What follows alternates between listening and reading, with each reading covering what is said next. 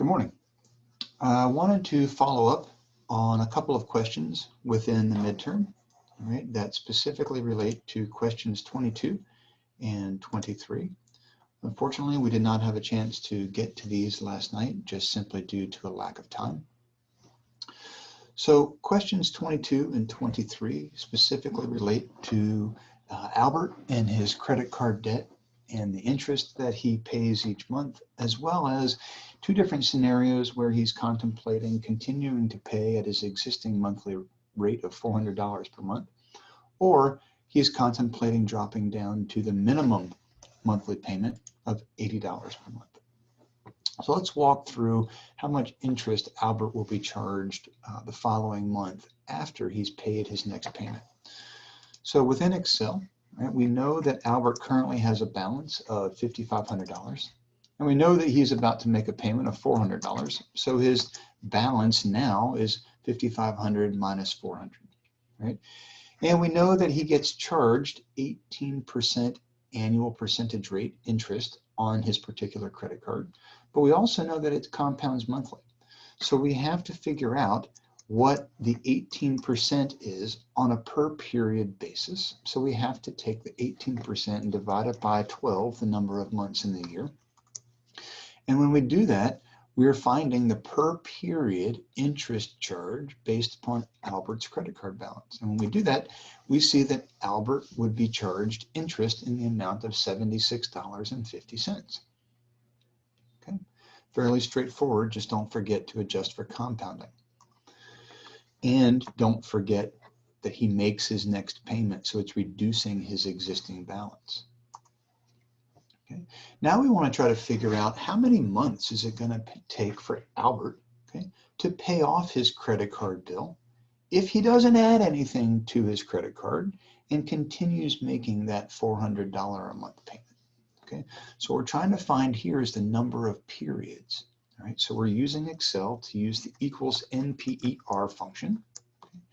We know the rate, okay, is 18%, so we know it's 18%, but remember we have to adjust for monthly compounding, so we divide by 12. Okay, so that gets us to our per period, per compounding period interest charge. We know that Albert is making a payment of $400 per month, okay, and we know that the present value of his outstanding balance is the $5,500 minus the $400 that we saw because he made his monthly payment. So his final balance before we go into this calculation after he makes his payment is $5,500 minus $400. And then we can just close everything out at that point. So what that tells us is that it will take Albert 14.257 months, all right, of time to pay off his credit card if he continues making the $400 a month payment on his credit card that charges him 18% per year. Okay. Now let's look at a scenario where Albert says, you know what, I need to free up some cash.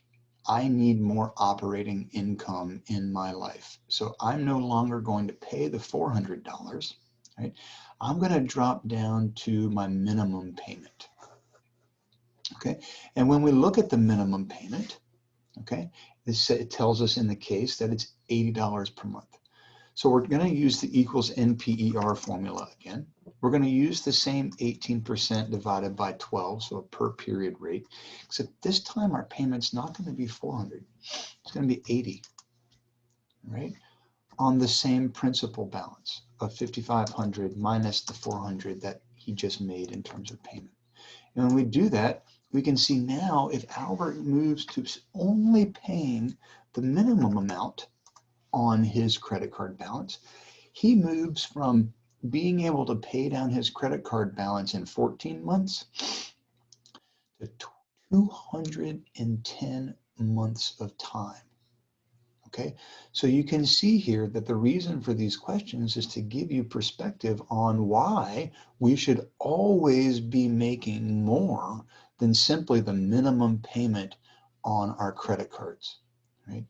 And when we get to one of the analyses that we're going to do after the midterm that relates to student loan smarts, all right, you'll see the impact of adding just an additional amount of money every month to the base amount that you're going to be asked to pay, and how much interest you'll actually save by paying just a little bit more every month. Okay, so I wanted to at least put a little video out there for you guys, because we did not have a chance to speak to questions 22 and 23, even though we were within the consumer credit portion of our semester last night, because these questions are really important and very applicable to your own personal life. So if you have any questions, please feel free to reach out. Otherwise, good luck on the midterm, and I'll see you guys soon.